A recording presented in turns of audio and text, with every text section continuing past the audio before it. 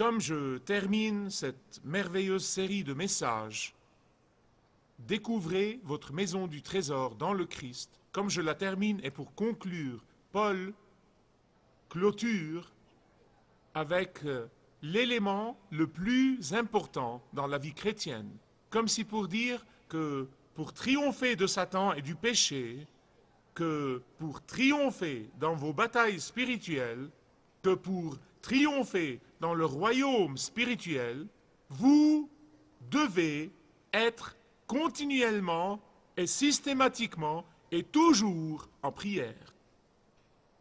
En fait, la prière est la puissance qui soutient chacune des 6 pièces de l'armure que nous avons étudiées dans le dernier message et que nous revêtons comme étant l'armure complète de Dieu. Et c'est pourquoi le vieux cantique ressemble à peu près à ça. Revêtez l'armure de l'Évangile, revêtez toutes ces pièces en priant. Parce que revêtir l'armure complète de Dieu n'est pas un geste mécanique que vous faites tous les matins pour vous protéger. Revêtir l'armure complète de Dieu n'est pas un rituel statique que vous célébrez. Revêtir l'armure complète de Dieu n'est pas une activité chrétienne, ce n'est pas une activité chrétienne agréable que les croyants pratiquent de façon régulière. Non, revêtir l'armure complète de Dieu, c'est le fait de confesser à Dieu et au monde que nous comptons complètement sur Dieu. C'est en fait notre proclamation au monde et notre proclamation au Seigneur lui-même que nous comptons réellement sur lui à 1000%. C'est exprimer notre confiance complète dans la puissance de Dieu sans laquelle nous serons vaincus. En d'autres termes, revêtir l'armure complète de Dieu doit être fait dans un acte de prière. Dans un acte de prière. Et c'est pourquoi l'apôtre Paul ne cite pas dans sa lettre la prière comme étant la 7e pièce de l'armure complète de Dieu. Non, car la prière est beaucoup plus que ça, beaucoup plus qu'une autre pièce de l'armure complète de Dieu. La prière est la puissance derrière l'armure complète de Dieu. C'est la puissance derrière la ceinture de vérité. C'est la puissance derrière la cuirasse de la justice. C'est la puissance derrière les chaussures de l'évangile de paix. C'est la puissance derrière le bouclier de la foi. C'est la puissance derrière le casque du salut. C'est la puissance derrière l'épée de l'esprit qui est la parole de Dieu. La prière n'est pas une chose que vous faites entre autres. La prière est la chose principale à faire. La prière n'est pas quelque chose que vous faites de temps en temps. La prière est l'air même que vous respirez. L'air spirituel, c'est la nourriture spirituelle même qui vous nourrit, c'est la boisson spirituelle même qui vous fortifie. Et bien aimé, je n'ai jamais vu personne venir me dire « Michael, j'ai respiré hier soir, je ne vais pas respirer ce matin. » Ça ne se fait absolument pas. Pourquoi le faites-vous spirituellement? Eh bien, j'ai prié hier, je ne vais pas prier aujourd'hui. Ou bien j'ai mangé hier, je ne vais pas manger aujourd'hui. Ou j'ai bu de l'eau hier, je ne vais pas boire de l'eau aujourd'hui. Non, nous ne faisons pas ça. Et c'est pourquoi Jésus dit, priez toujours sans vous lasser. Dans une autre traduction, il dit, priez toujours sans défaillir. Pourquoi? Parce qu'il savait que les croyants peuvent facilement être tentés de s'ennuyer de la prière. Il savait que les croyants peuvent facilement se lasser de la prière, surtout si leurs prières ne sont pas exaucées. Il savait que nous nous sentirons faibles et découragés si nos prières ne sont pas exaucées. Et c'est pourquoi il dit priez toujours sans défaillir. Dans notre guerre spirituelle, soit nous prions toujours, soit nous défaillons et nous sommes vaincus. Maintenant, bien-aimés, je suis conscient qu'en raison de l'importance de la prière, quand un pasteur commence à parler de la prière, la grande majorité des croyants se sent coupable. Car personne ne sent vraiment qu'il a une bonne vie de prière. Et donc le pasteur commence à parler de la prière et tout le monde dit « je sais que je devrais prier davantage ». La plupart des croyants reconnaissent l'importance de la prière. La plupart reconnaissent la puissance de la prière. La plupart reconnaissent la nécessité de la prière. Mais je sais de source sûre que la plupart des croyants ont du mal à prier. Maintenant, je vais vous rappeler ce que nous avons déjà étudié avant de disserter sur la priorité de la prière, car c'est très important. Ensemble, et tout au long de cette série de messages, nous avons étudié ce que l'apôtre Paul nous révèle dans Éphésiens comme étant notre maison du trésor dans Jésus-Christ. Nous avons d'abord parlé de Dieu, le Père, de notre Seigneur Jésus-Christ, qui nous a bénis de combien de bénédictions? De toute bénédiction spirituelle dans les lieux célestes. Et après avoir parlé dans cet épître aux Éphésiens des bénédictions fantastiques qui proviennent de cette maison du trésor, Paul se rend compte qu'il y a un danger inhérent à ces bénédictions. Et il n'a pas voulu clôturer sans nous avertir du danger des bénédictions. Un danger incroyable. Vous dites, Michael, comment est-ce que les bénédictions peuvent être dangereuses? Non, mais nous prions pour avoir les bénédictions, nous voulons toujours être bénis. Comment se pourrait-il qu'il y ait un danger dans les bénédictions que Dieu nous donne? Le danger dans notre vie chrétienne est beaucoup plus réel dans les moments de bénédiction que dans les moments d'affliction. Dans les moments d'affliction, vous vous approchez du Seigneur beaucoup plus que vous ne l'auriez jamais rêvé. Mais dans les moments de bénédiction, il y a de très grandes chances que nous soyons tentés d'être indépendants et d'être suffisants et d'être trop confiants et d'être spirituellement arrogants. Oh, je suis béni, il y a certainement quelque chose de bien en moi. J'ai dû faire ce qu'il fallait faire, j'ai dû faire quelque chose de bien. C'est pour cette raison que je suis béni ainsi. Et Paul dit que c'est un temps dangereux.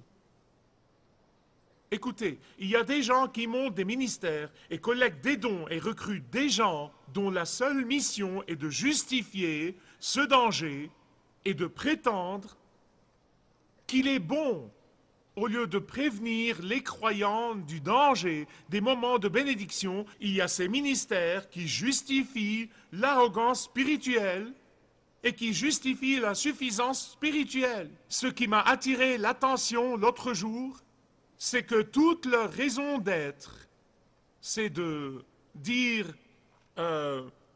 plus d'inquiétude au sujet du péché, car nous ne péchons plus. Comme vous le savez, Jérémie dit que le cœur est trompeur par-dessus tout, mais c'était dans l'Ancien Testament. Dans le Nouveau Testament, nous avons de bons cœurs, et nous pouvons nous fier à nos cœurs. Est-ce que vous vous fiez vraiment à vos cœurs? Moi pas. Et donc, ils disent, pas besoin de confesser nos péchés, pas besoin de nous examiner, pas besoin de nous agenouiller, pas besoin de confesser, pas besoin de faire un examen de conscience. Mais Paul nous fait bien comprendre que si nous ne nous jugeons pas nous-mêmes, nous serons jugés de Dieu. Et j'ai des nouvelles pour vous, je préfère me juger moi-même. Un autre ministère se répand dans beaucoup d'églises évangéliques, dans le milieu ecclésiastique, et il ressemble à peu près à ça. Dieu ne sait pas tout sur l'avenir, et par conséquent, c'est un Dieu qui prend toujours des risques. Et nous devons en faire de même, nous devons prendre des risques comme Dieu. S'il vous plaît, fichez-moi la paix. Cette hérésie moderne se répand un peu partout dans les églises évangéliques et elle a son origine dans l'arrogance spirituelle. Nous justifions l'arrogance spirituelle. Au lieu de nous humilier devant Dieu et de nous repentir et de faire des actions de grâce et de louer Dieu et de l'adorer, nous disons, nous sommes bons. Et Paul dit, tant dangereux, tant dangereux. Bien-aimés, écoutez-moi. Toutes ces hérésies évangéliques modernes qui se répandent dans les églises évangéliques aujourd'hui, tout ce qu'elles parviendront à faire, c'est de produire des chrétiens pleurnicheurs. Tout ce qu'elles feront, c'est de produire des chrétiens gâtés. Tout ce qu'elles feront, c'est de produire des chrétiens faibles qui, à l'instant où l'ennemi les attaque, tombent dans le champ de bataille. Quelle est la raison pour laquelle Paul a demandé l'intercession? Pourquoi a-t-il demandé aux Éphésiens de prier pour lui? Vous voyez, il commence l'épître par nous élever haut, haut, haut, très haut, à toutes les bénédictions de la maison du trésor que nous avons déjà étudiées ensemble. Puis il termine l'épître par nous pousser à nous mettre à genoux. Et il dit, c'est là que vous devriez être. Ces bénédictions ne devraient pas vous rendre arrogant, elles devraient vous humilier, elles devraient vous briser, elles devraient vous donner un cœur pénitent. Pourquoi? Parce qu'il redoutait profondément que nous ne devenions suffisants dans notre vie chrétienne. Et c'est ce qui arrive, malheureusement. Ce n'est pas le cas de notre Église, Dieu merci. Regardez le verset 18. Là, dans le verset 18, à lui seul, il y a 4 tout. Tout, tout, tout, tout. Priez en tout temps, toutes sortes de prières, avec toute persévérance, pour tous les saints. Et donc, que dit Paul ici? Il dit, je sais que tous les chrétiens, que tous les croyants sont tentés de prier de temps en temps pour quelque chose, avec quelque persévérance et pour quelques saints. Et il nous demande ici d'éliminer le mot « quelque » et de le remplacer par le mot « tout ». Mais d'abord, que veut dire prier par l'esprit? Écoutez avec soin, beaucoup de gens s'embrouillent sur ce point. Prier par l'esprit veut dire que vous permettez au Saint-Esprit de prier en vous et pour vous et à travers vous. Vous dites, qu'est-ce que cela veut dire? Cela veut dire lier votre esprit à son esprit, lier votre supplication à la sienne, de lier votre volonté à la sienne. Il y a des gens qui veulent l'inverse, ils veulent que la volonté du Saint-Esprit soit liée à la leur. Nous devons aligner notre pensée sur la pensée du Saint-Esprit. Nous avons vu plus tôt dans la série que Dieu nous ordonne, que Dieu nous appelle à être remplis du Saint-Esprit à chaque instant, tout le temps. Que veut dire être rempli du Saint-Esprit? Cela veut dire se rendre au Saint-Esprit. Cela veut dire se soumettre à la volonté du Saint-Esprit. Cela veut dire permettre au Saint-Esprit de contrôler ma vie, ma volonté, mes pensées. Et quand je permets au Saint-Esprit de me contrôler entièrement, quand j'obéis à sa parole, il prie en moi et à travers moi. Vous voyez dans l'Ancien Testament, le peuple juif priait 3 fois par jour. Vous le voyez dans le Nouveau Testament, même dans le livre des Actes. Et Paul dit maintenant dans le Nouveau Testament que parce que Jésus a vaincu la mort et la tombe, vous pouvez prier tout le temps, parce que Jésus est sur son trône céleste, intercédant pour vous, vous pouvez prier tout le temps. Vous avez accès à lui tout le temps.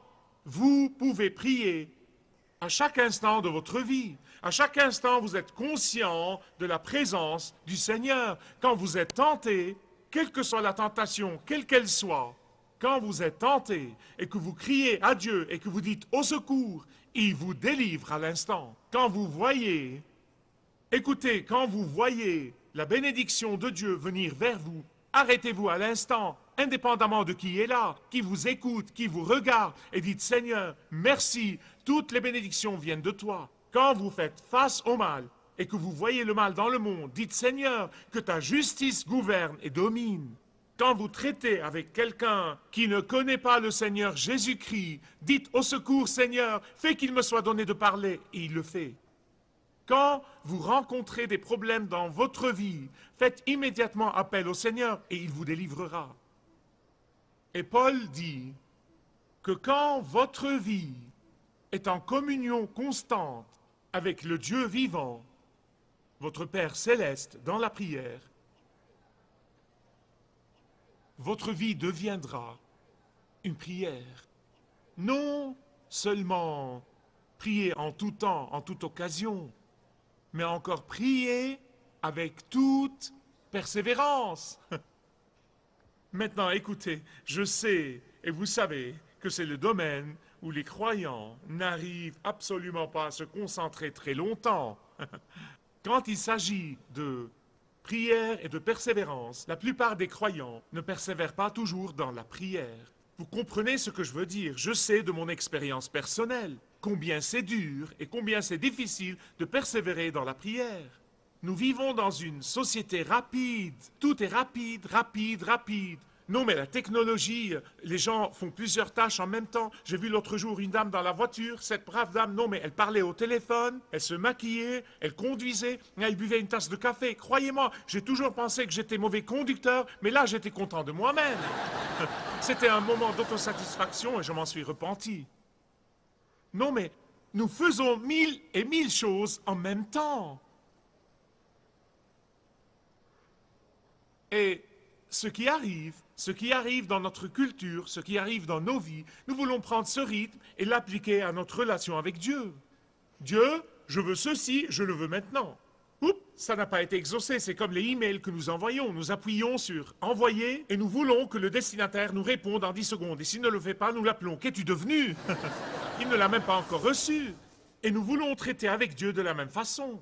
Vous savez, certains persévèrent plus. Ils persévèrent un jour ou deux, une semaine ou deux, ou même un mois ou deux. Mais c'est tout. Puis ils renoncent à prier. Jésus a dit, veillez et priez toujours, toujours. Jésus nous a parlé de la veuve et de son histoire avec le juge injuste. Et nous ne savons pas vraiment combien de temps ça lui a pris, mais elle n'a pas abandonné. Elle a continué à demander, elle a continué à attendre, et à frapper, à demander et demander. Nous ne savons pas pour combien de temps.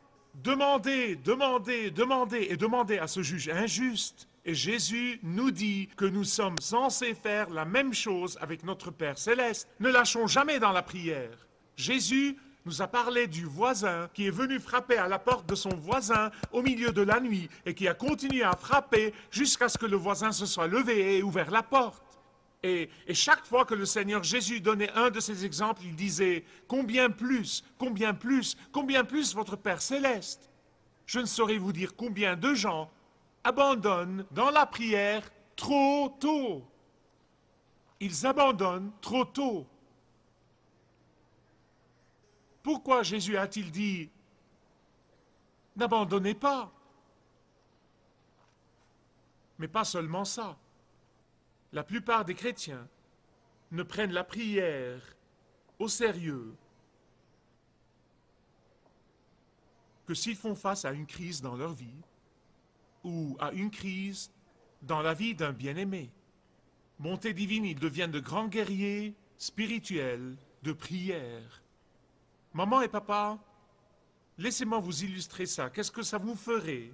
Et je remercie Dieu que ce n'est pas le cas dans mon foyer. Mais qu'est-ce que ça vous ferait d'avoir des enfants qui ne vous appellent jamais et ne vous donnent jamais de leurs nouvelles que s'ils veulent quelque chose de vous et tout à coup ils deviennent chaleureux et câlins et ils veulent vous parler et ils veulent venir passer le temps avec vous? Cela vous brise le cœur, n'est-ce pas? Vous seriez heureux de les voir. Et c'est ce que ça fait à Dieu. Quand nous venons vers lui et que nous devenons de grands guerriers spirituels de prière, que quand nous avons besoin de quelque chose, mais Dieu connaît les cœurs et sait que dès que nous aurons ce que nous voulons, nous ne reviendrons pas. Et la parole de Dieu dit que nous devons prier de façon continue. Non seulement quand nous traversons une crise. Quand vous priez de façon continue, quand vous priez tout le temps, quand vous priez par l'esprit, quand une crise survient soudainement dans votre vie, comme il nous arrive à tous, la prière ne sera pas une activité étrange pour vous. Elle sera une conversation continue avec le Père céleste. En fait, l'apôtre Paul demande ici la prière dans le contexte de la guerre spirituelle. Ce n'est pas par hasard, messieurs, dames. Je veux dire, le Saint-Esprit ne fait rien par hasard. C'est une chose organisée par le Saint-Esprit et ses pensées.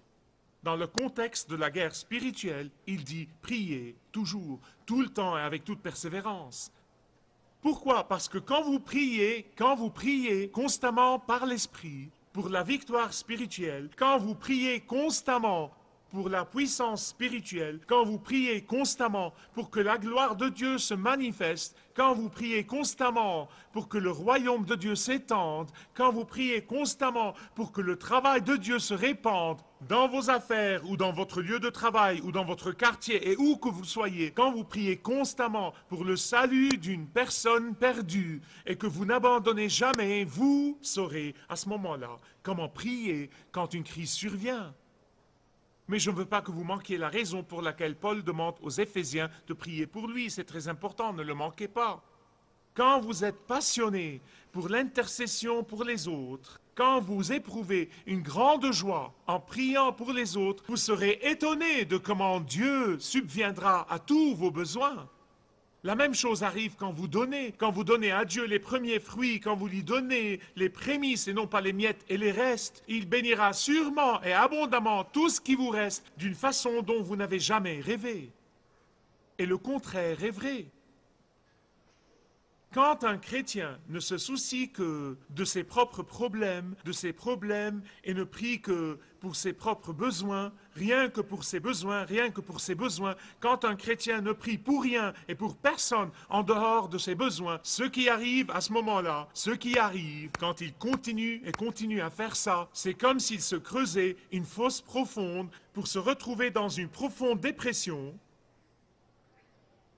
en ne pensant qu'à ses propres besoins, ses besoins. Pourquoi, dites-moi, je vous prie, Jésus a-t-il dit que quand vous demandez, quand vous priez, quand vous suppliez, quand vous cherchez en premier le royaume de Dieu et sa justice, il répondra à tous vos besoins. Pourquoi le promet-il?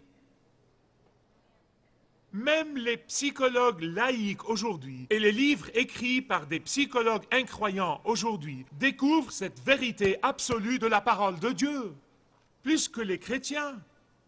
Ils disent encore et encore et encore que quand les malades commencent à s'occuper de la vie des autres, quand ils focalisent sur les autres et non pas sur eux-mêmes, ils ont trouvé que ça les aidait davantage que quand ils focalisaient sur leurs propres problèmes. Le monde incroyant voit ce que les chrétiens sont incapables de voir.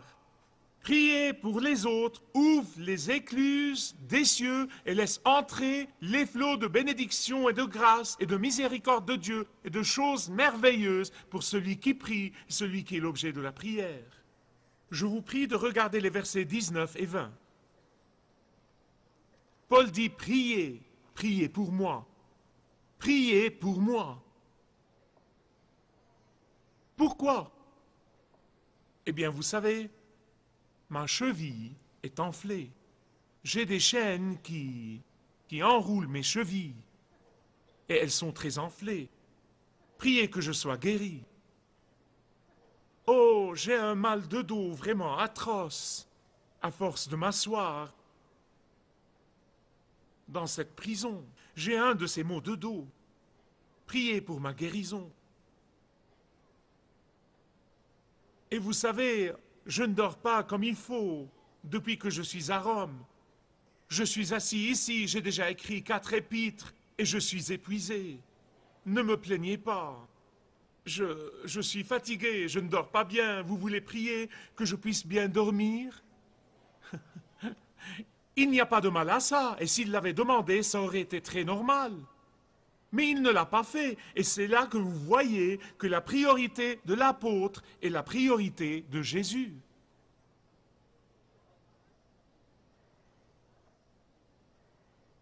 Aussi importants que soient les besoins physiques, Paul ne demande jamais la prière pour ces choses-là. Il dit « Priez pour moi afin qu'il me soit donné la hardiesse quand j'ouvre la bouche. » Une traduction récente dit « Afin que je proclame sans peur le message de Christ. » Ne croyez-vous pas que Paul ait été tenté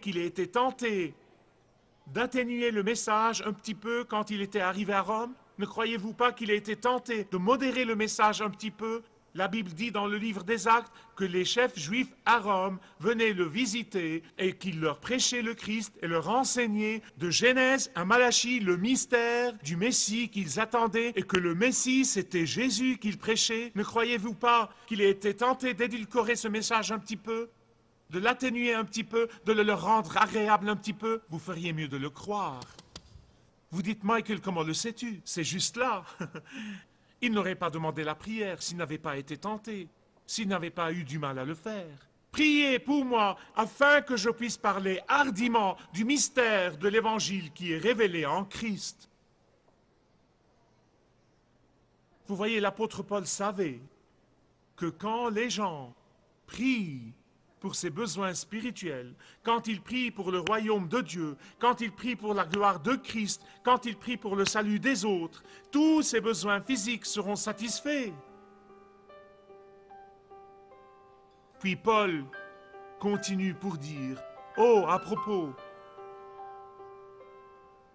vous savez quoi? Bien que je sois ambassadeur, je suis enchaîné. Je suis physiquement lié de chaînes, mais je suis toujours ambassadeur de Jésus-Christ. Ces chaînes n'ont rien changé. » Si vous désirez connaître Dieu d'une manière personnelle, demandez le livret « Retrouvez la joie que vous avez toujours désirée » et vous pourrez découvrir l'amour de Dieu pour vous et apprendre comment expérimenter son pardon.